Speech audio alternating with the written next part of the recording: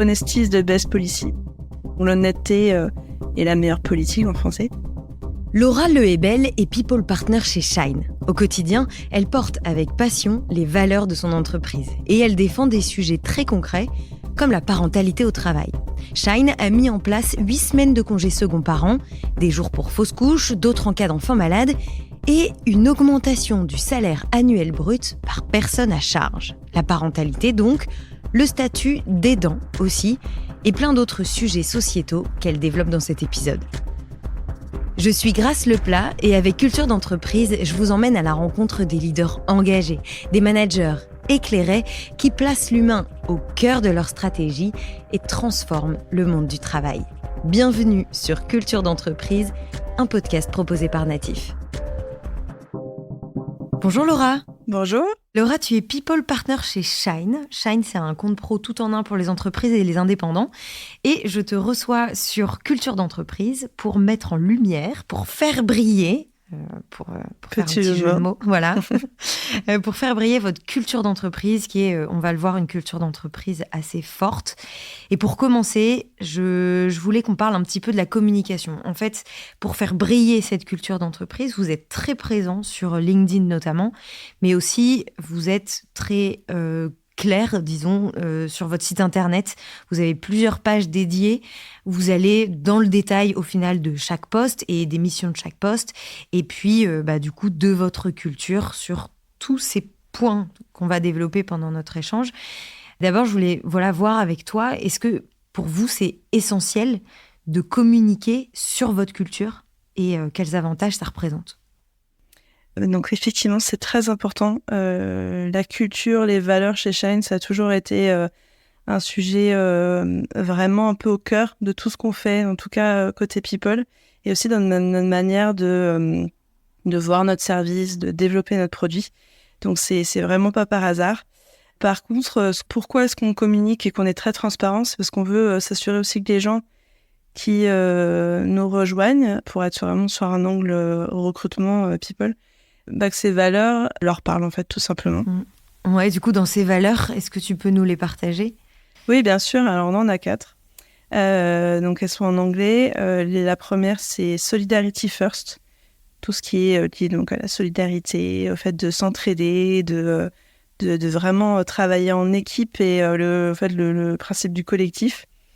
La deuxième, c'est Honesty is the best policy. Donc, c'est une valeur qui va vraiment répondre autour de la transparence, le feedback, le droit à l'erreur aussi. On a une troisième qui est Be ambitious, be humble. Donc, on est sur un marché qui est quand même pas le plus simple, qui est très concurrentiel. Par principe, c'est ambitieux et on se met pas beaucoup de limites sur nos projets, sur ce qu'on a envie de faire. Et en même temps, il faut être humble et toujours chercher c'est à se remettre en question, à voir aussi ce qu'on peut faire de mieux. Et la dernière, c'est celle peut-être qui est peut-être un peu moins facile à comprendre comme ça dès le début, c'est Build Gems, donc créer des pierres précieuses, dans l'idée vraiment du sens du détail, de vraiment faire tout ce qu'on peut pour aller jusqu'à mettre la cerise sur le gâteau. Mais bon, globalement, c'est de dire qu'on va vraiment faire tout ce qui est possible pour délivrer quelque chose qui va vraiment répondre à un besoin en face. Et ça, on l'applique autant pour nos clients que pour nos salariés ou nos partenaires. Ça, c'est les 4 valeurs. C'est de cette dernière valeur que vient le nom Shine, donc briller en anglais. C'est effectivement, il y a un lien direct et il y a de cette idée-là, ouais, dans le nom. Ouais, c'est marrant. Sur la page du coup People and Culture, vous poussez, disons, la communication au bout du bout parce que vous partagez même vos prochains défis à court, moyen et long terme par équipe. Donc là, en l'occurrence, c'est l'accompagnement de carrière. Mais ce qui est intéressant, c'est vraiment ce choix de transparence dont tu parlais aussi dans les valeurs. Mais pour rester du coup sur ce que vous faites concrètement aujourd'hui chez Shine, ce que je trouve vraiment très intéressant, c'est que vous mettez un point d'honneur à bien traiter tous les sujets de la parentalité. Je dis les sujets et tu vas nous l'expliquer, mais parce qu'il y en a quand même une paire. Pourquoi c'est un enjeu, la parentalité ? Et comment ça se passe chez Shine ? Alors, c'est un enjeu parce que on est persuadé, et moi, à titre personnel, je suis aussi persuadée que c'est un sujet qui a potentiellement un impact ultra fort en fait dans la vie des salariés. C'est pour ça que chez Shine, on en a fait une politique à part entière. C'est pas des avantages par-ci par-là, mais c'est vraiment, on a une politique parentalité. On va vraiment partir de 2 convictions derrière tout ce qu'on a essayé de mettre en place. La première, c'est que l'idée, c'est de se dire que la parentalité, c'est un sujet qui est large et qu'il faut prendre comme tel. Ça va pas. La parentalité, pour nous, c'est pas seulement s'adresser à des couples hétérosexuels qui attendent un enfant. On va vraiment essayer de prendre en compte on va peut-être pas tous les parcours, mais au maximum de parcours de parentalité et couvrir un maximum de sujets qui vont aller de la personne qui a un projet peut-être lointain de parentalité, en passant par le parcours PMA, par l'adoption, jusqu'à la reprise du travail après un congé maternité au second parent, et même encore après. Donc c'est vraiment ça, c'est le premier parti pris de notre politique. Le deuxième, c'est de se dire, on peut avoir la politique la plus chouette, avec des avantages vraiment super, l'afficher partout. Mais si on n'a pas des managers qui sont convaincus et qui comprennent l'enjeu qu'il y a derrière cette politique-là, on se retrouve avec potentiellement un ou une manager qui va mal réagir à l'annonce d'une grossesse ou d'un projet d'adoption, ou qui va pas comprendre en quoi c'est important de préparer, d'accompagner la reprise d'un travail après un congé maternité ou second parent, alors que pour l'avoir vécu moi-même, c'est comme un gros bouleversement dans sa vie, et forcément que ça va avoir un impact sur sa vie professionnelle. Et donc la deuxième idée, c'est se dire qu'il fallait vraiment qu'on trouve un moyen de sensibiliser, d'accompagner les managers pour qu'ils aient les clés, en fait, tout simplement, pour être les bons relais, en fait, de cette politique-là. Donc ça, c'est vraiment les deux points qui me paraissent aussi importants, un peu en introduction. Donc ça, les managers, ils ont une formation, du coup ? Alors, on leur a vraiment créé un guide dédié avec tous les cas qu'ils pouvaient rencontrer dans le cadre de la parentalité, des tips pour réagir. Et puis, notamment dans le parcours de reprise du travail, on a travaillé sur un template, des objectifs, comme si... nous, on le considère comme un re-onboarding, donc en fait, c'est comme un programme d'onboarding, mais sauf que là, c'est pas des nouveaux salariés, c'est des salariés qui reviennent après une absence plutôt longue durée. Oui, carrément.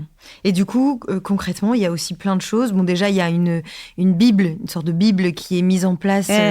Ça, c'est un point que j'aime bien, j'avoue, chez Shine, c'est aussi que l'entreprise, du coup, considère que elle fait partie intégrante de la société, et que les sujets, là en l'occurrence la parentalité, qui peuvent toucher le collaborateur dans sa vie privée, ça va aussi le toucher dans sa vie de collaborateur, de salarié ou autre dans l'entreprise. Et du coup, l'entreprise a un rôle aussi d'information, disons. Donc là, en l'occurrence, sur la parentalité, il y a quand même tout un document sur, OK, l'État vous donne tous ces droits-là, nous, on ajoute ces choses-là, mais voilà, tenez, voici comment ça se passe. C'est quand même, pas mal, c'est du travail. C'est du travail, et c'était super important dans le sens aussi, finalement, d'avoir ce guide-là qui est disponible à tout moment pour avoir l'information et être au courant de ses droits. Et on n'est pas obligé de demander à son manager ou à un membre de l'équipe RH. On a l'information, donc ça permet une certaine confidentialité, et ça, c'était aussi super important dans toute notre logique aussi autour de la transparence.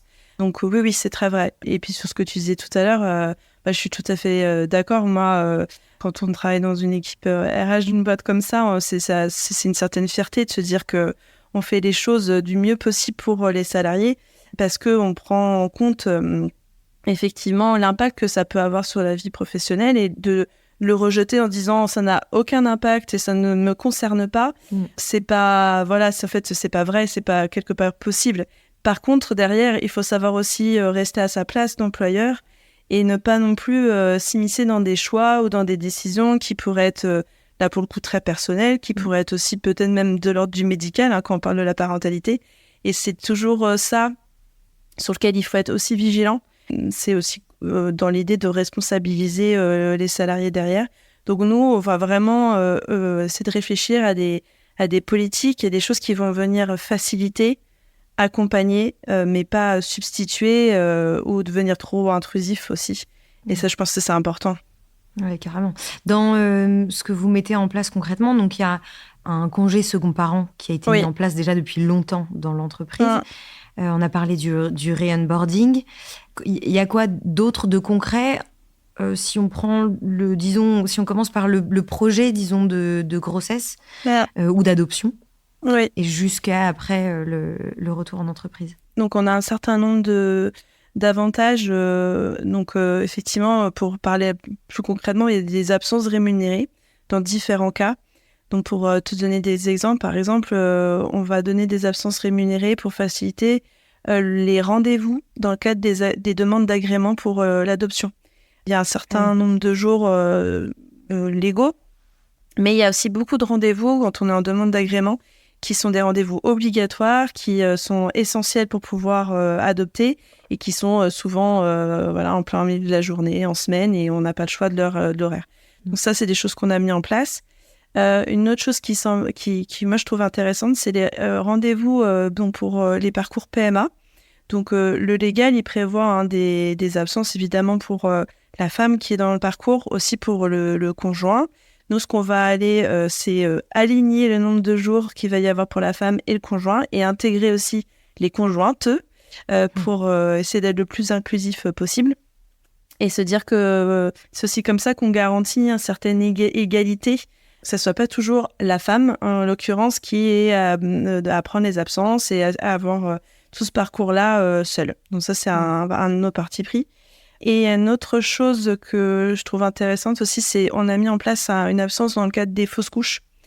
Alors, on est allé un peu en avance, mais notre convention collective, la Syntec bouge aussi sur ce sujet-là. Donc, on l'avait mis en place un peu avant que la Syntec le mette en place. Et là, pour reparler un peu de la limite, on va le mettre en place. Évidemment, c'est pas obligatoire. Et on va surtout essayer d'inciter les femmes qui sont concernées aussi de consulter et de demander un arrêt maladie, parce que ça, si on en ressent besoin, c'est pris en charge. Dans l'idée aussi de ne pas se substituer à peut-être le rôle qu'aurait un médecin ou quelqu'un qui aurait plutôt accompagné sur la partie médicale, parce que ça, c'est légitime aussi. Mais pour éviter qu'il n'y ait rien, on met en place quand même ces absences-là. Oui, d'accord. Et ça, c'est pour la femme concernée ou c'est aussi pour le conjoint, la conjointe ? Pour l'instant, c'est pour la femme concernée. Mais c'est vrai qu'on se pose la question parce que le conjoint, la conjointe est également impacté. Donc, ça pourrait être le type d'évolution qu'on met. Ça, c'est vrai que ça fait pas longtemps qu'on l'a mis en place. Donc, j'en ai pas encore trop de retour sur expérience. Oui. Bon, de toute façon, j'imagine que c'est le genre de choses qu'on apprend en faisant, quoi. Exactement. Puis c'est des sujets qui sont tellement personnels. Là, c'est difficile de trouver une réponse. Si on veut trouver une règle générale, c'est aussi difficile du coup d'apporter une réponse vraiment qui va correspondre à chaque personnalité, à chaque parcours. Une fausse couche, ça se vit quand même différemment en fonction de la personne en fait qui la vit, quoi. Oui, et puis du moment où elle arrive dans la grossesse et toutes ces choses-là. Il y a aussi quelque chose de très concret aussi dans votre politique de parentalité. C'est notamment l'augmentation du salaire brut de 2 500 € par an par personne à charge. Oui. Alors explique-nous un petit peu, parce que moi ça me paraît dingue et ça a l'air d'être un tel coût pour l'entreprise que c'est assez impressionnant. C'est vrai que ça paraît dingue et puis en fait on l'a tellement intégré, c'est tellement quelque chose pour nous de naturel que parfois ça fait du bien quand on en parle à l'extérieur, ça nous rappelle à quel point c'est fort. Donc personne à charge, ça veut dire que effectivement là on parle de parentalité, donc la majorité des cas, je veux dire 90% des cas, ça va être pour les enfants. Par contre, on l'applique aussi pour on en a des salariés qui aident des parents, par exemple, financièrement. Donc ça, c'est aussi un positif qu'on met en place pour ces personnes-là. Donc c'est les personnes à charge de manière globale. Nous, ça résonne à 100% avec notre valeur autour de la solidarité et on a envie en fait d'aider nos salariés qui ont ces personnes à charge. On a envie de le reconnaître aussi. Donc, c'était important pour nous, effectivement, que le dispositif il soit plus large que seulement les enfants. Et il y a quand même, c'est effectivement 2 500 € donc, brut par an par personne à charge, dans la limite de 7 500 €. Donc, effectivement, quelqu'un qui aurait 12 enfants, voilà, ça n'irait pas Sinon, au-delà. vous êtes à fond dans le réarmement démographique à la Macron. Voilà, exactement. Et on attire beaucoup de salariés, familles nombreuses. Ouais. Non, mais effectivement, donc c'est quand même cadré. Mais et ça fait partie effectivement de notre manière de concevoir le salaire. Dans les faits, je suis pas persuadée que ça nous coûte si cher que ça. C'est inclus nous dans nos salaires et donc dans les benchmarks qu'on fait à l'extérieur. Mais on doit quand même le prendre en compte et ça vient en plus parce que les gens qui n'ont pas de personnes à charge, ils doivent quand même être bien positionnés sur les benchmarks. Donc voilà, c'est pas anodin, mais c'était super important pour nous. Et ça, ça a été créé très très vite chez Shine parce que c'est partie inhérente de notre grille de salaire depuis qu'elle existe en fait. Votre grille de salaire d'ailleurs qui est transparente, qui est accessible à l'ensemble des collaborateurs. Et à l'ensemble des collaborateurs et même à l'externe parce qu'on a une calculatrice des salaires qui est accessible par tout le monde. Donc en fait, il est capable pour n'importe qui d'évaluer à peu près combien serait le salaire s'il travaillait ou elle travaillait chez Shine. Ça, on en a parlé du coup dans un épisode précédent avec Figures qui a co-signé aussi votre tribune sur le sujet. Donc c'est un sujet qu'on connaît bien, qui est hyper intéressant. Juste brièvement là-dessus, est-ce que vous vous êtes rendu compte qu'il y avait en effet des inégalités qui existaient ou pas ? Des inégalités de salaire par rapport au genre, par rapport à plein de choses, l'ancienneté, ce genre de trucs. Sauf si vous l'avez mis en place dès le début, en fait. En fait, c'est justement pourquoi elle a été mise en place très très vite dans l'entreprise. Okay. C'est pour éviter ça. C'est pour éviter aussi le phénomène qu'on retrouve beaucoup, qui est que quelque part, si les règles du jeu ne sont pas claires, il y a une égalité aussi entre les personnes qui vont oser négocier leur salaire versus ceux qui n'oseront pas. Et souvent, ça c'est assez connu aussi, c'est souvent les femmes qui sont impactées. Donc cette grille, elle est 100% connectée à ce à quoi on croit profondément et nos valeurs. C'est des partis pris qui sont très forts. Et juste pour finir là-dessus, je pense que ça, chez nous, ça marche, mais c'est parce que justement, elle a été créée dès le début par rapport à nos valeurs et les valeurs et la culture d'entreprise.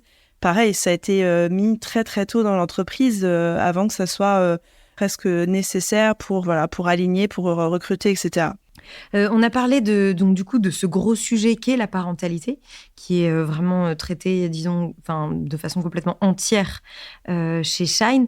Il y a un autre sujet, un autre parti pris, quelque chose que vous mettez en avant qui s'appelle le Freelancing Day.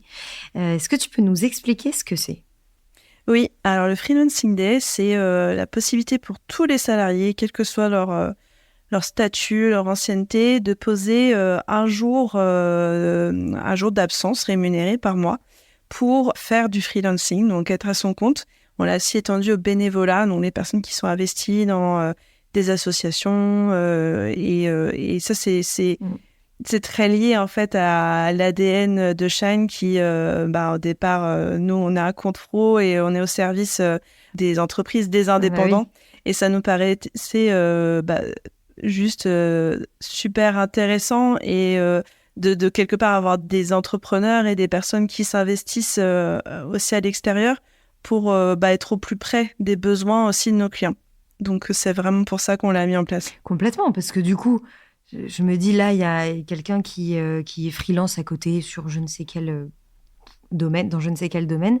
Si lui-même utilise du coup le compte pro Shine, il peut vous faire des retours en tant que salarié et en tant qu'utilisateur. C'est génial.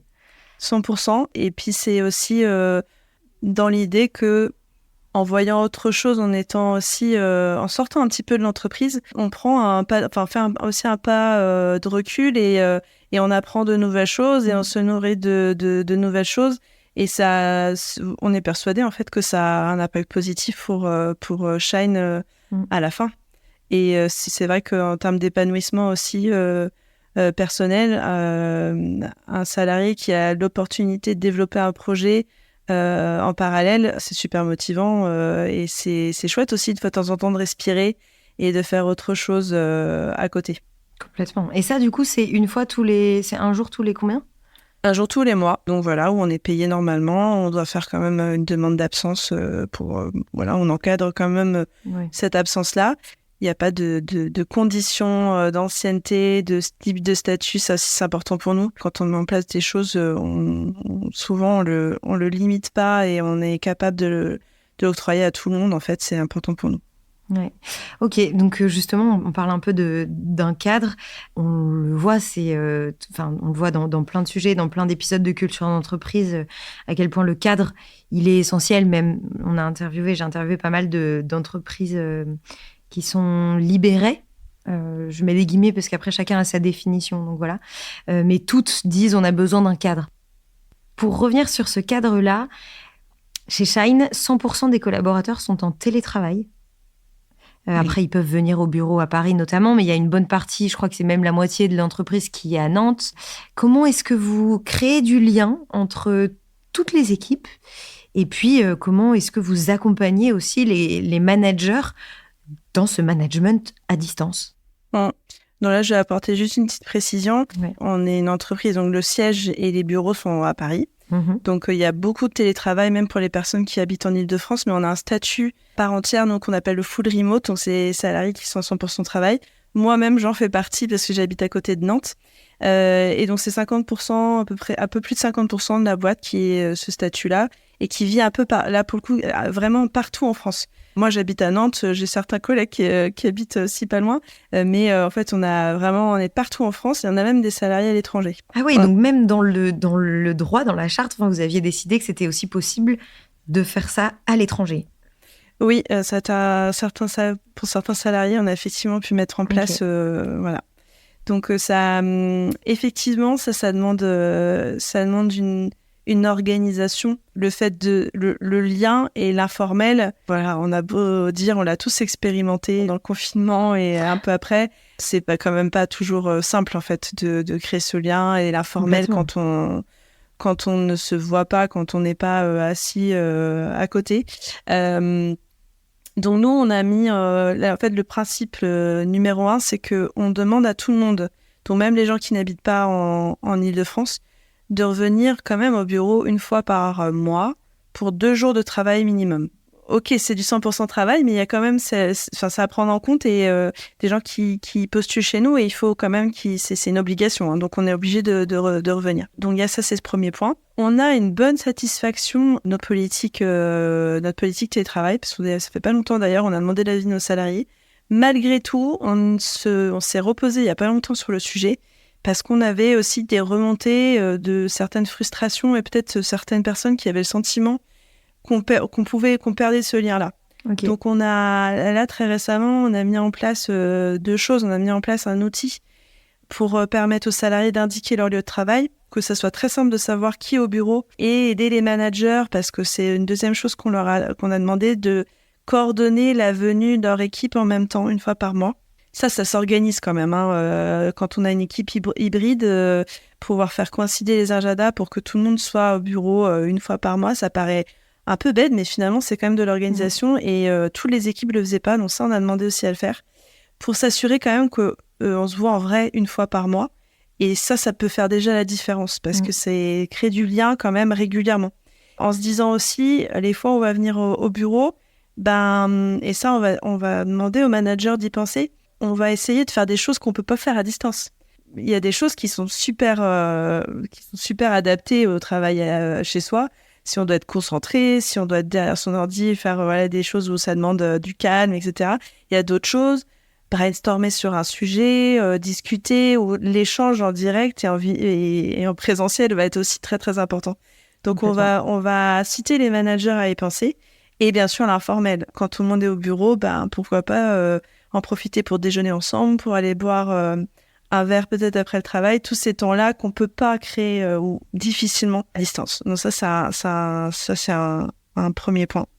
Donc du coup, vous faites un questionnaire de satisfaction télétravail qui vous permet du coup de vous réaiguiller selon l'ambiance générale. Typiquement, tu me disais, vous avez fait des erreurs, entre guillemets, vous avez appris notamment à rassurer les managers quand vous leur avez demandé, vous avez mis en place 2 mesures, c'est arrivé un peu d'un coup. Il y en a qui se sont dit, oulala, non mais c'est dur quand même. Ouais, oui, vous m'en demandez beaucoup, plus tout le reste. Oui, bah ça c'est un vrai apprentissage. Effectivement, on a voulu, nous on était persuadés que ça allait aider les équipes et les managers, donc on était assez persuadés que c'était important de le faire. Par contre, on s'est un peu pressé dans la communication. Effectivement, annoncer sa mise en place de l'outil, l'obligation de faire revenir toute son équipe en même temps. On n'a pas soigné en fait la communication dans l'idée de c'est quand même une conduite de changement. Tout annoncer d'un coup, sans peut-être prendre le temps d'expliquer pourquoi et peut-être laisser le temps aussi aux managers, en l'occurrence, parce que là, c'est eux qui sont beaucoup impactés, d'imaginer comment ça va se concrétiser dans leur équipe. Ça a été une erreur. Alors, ça n'a pas fait que ça n'a pas fonctionné, parce que là, on voit que on prend le pas. Mais forcément, dans beaucoup de choses qu'on fait, en RH, si les managers sont pas les premiers convaincus et sont pas les premiers à se dire ah ok oui je vais être le relais de ça, ça marche quand même moins bien. Ça bloque. Donc oui, à l'avenir, et maintenant on essaie vraiment de prendre ça en compte, de les intégrer bien en amont pour pas qu'ils se sentent tomber une responsabilité de plus dans leur quotidien, mais qu'ils soient vraiment impliqués dans la mise en place de ces nouvelles responsabilités qu'on leur donne, quoi. Toi, Laura, c'est intéressant parce que pour passer un petit peu sur ton parcours, tu as toujours travaillé dans des entreprises qui ont une culture d'entreprise forte. Tu me disais que tu as travaillé pour Ubisoft, pour Trainline, mais qui s'appelait autrement à l'époque. Qu'est-ce que tu aimes dans ces cultures d'entreprise fortes ? Est-ce que tu serais capable, toi, de travailler aujourd'hui dans une entreprise plus classique ? Alors, ce que j'aime, alors c'est pas tellement de travailler dans une entreprise avec une culture forte, tout court. Il faut que la culture me parle, bien évidemment. Mais une fois que ça c'est fait, je trouve que, surtout sur des postes comme le mien, en RH, où on est...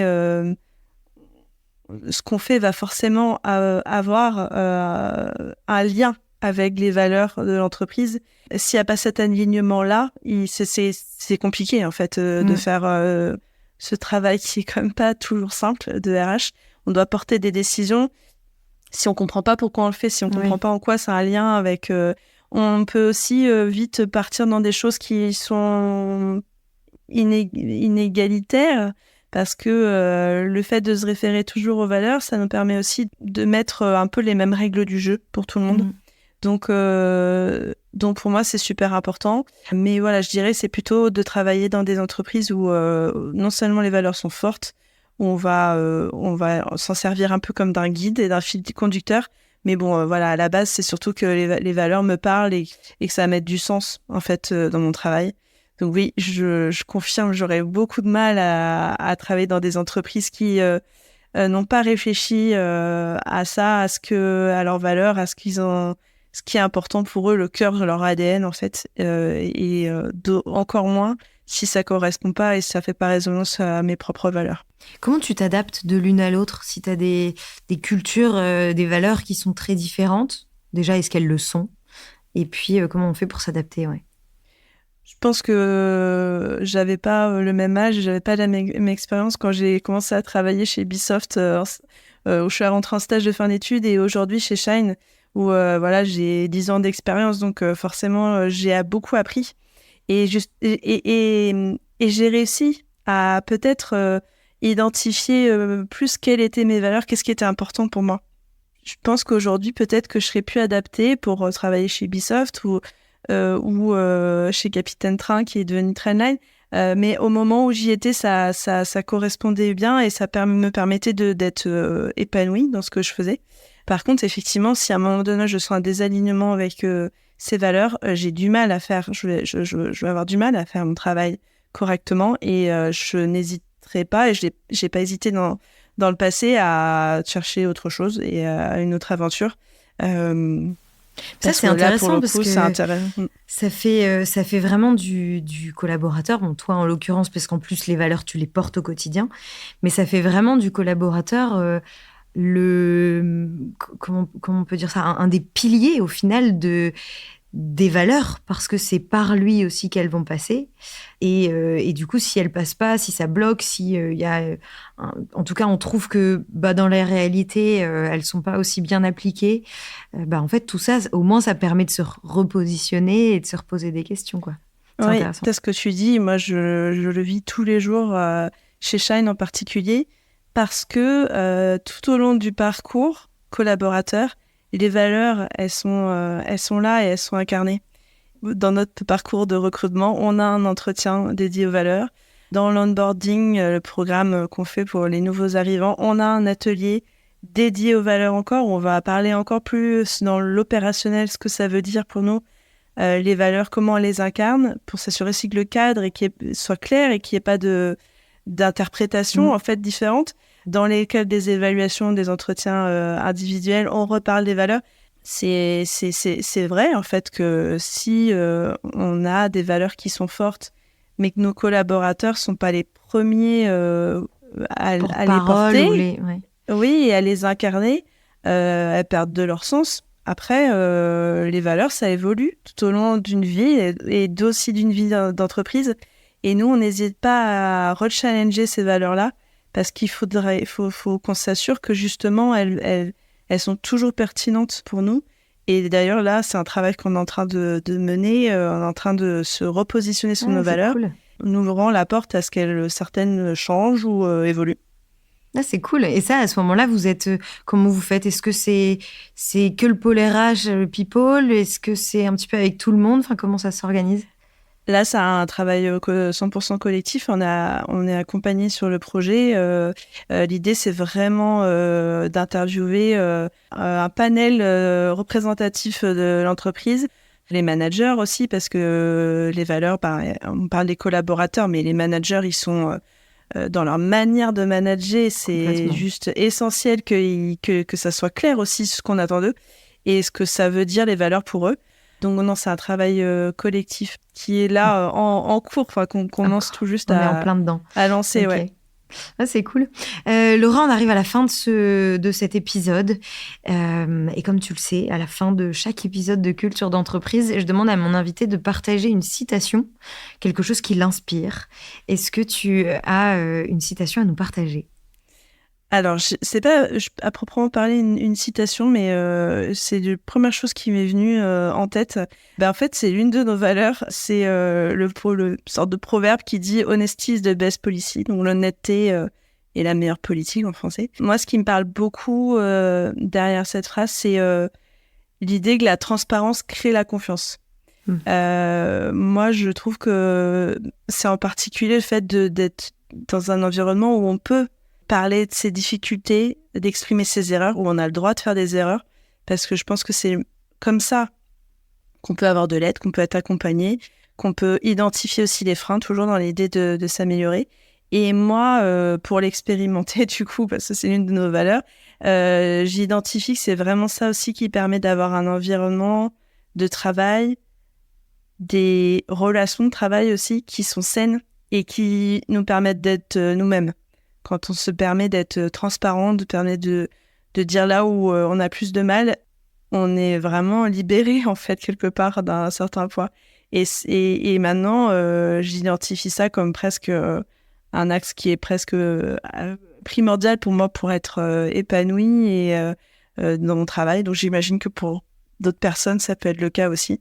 Ah, super. Donc voilà. C'est marrant, ça me fait penser à un épisode, pour le coup, où eux, ils sont allés à fond, dans la transparence, et ils appellent ça le naturisme managérial, où pour le coup, on se met tout nu, quoi, vraiment. Ouais. Dans l'idée, c'est quand c'est caché, c'est fantasmé. Et ça crée des problèmes, alors que quand on le voit, on finit par ne même plus le regarder.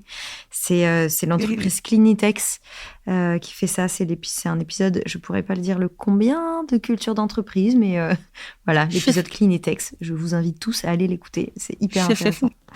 Voilà, merci beaucoup Laura pour ton partage et pour nous avoir fait découvrir un petit peu la politique, la culture d'entreprise positive de Shine. Merci beaucoup. Merci d'avoir écouté cet épisode. Ce podcast vous a plu ? Partagez-le autour de vous et abonnez-vous pour ne pas rater les prochains épisodes. Au fait, vous connaissez Natif ? Chez Natif, nous mettons la culture de l'écoute au cœur de vos projets. Avec l'audio, on va raconter votre histoire, engager vos collaborateurs et pourquoi pas challenger votre newsletter. Bref, le champ des possibles est dingue. On va révolutionner votre com interne. Rendez-vous sur natifpodcast.fr.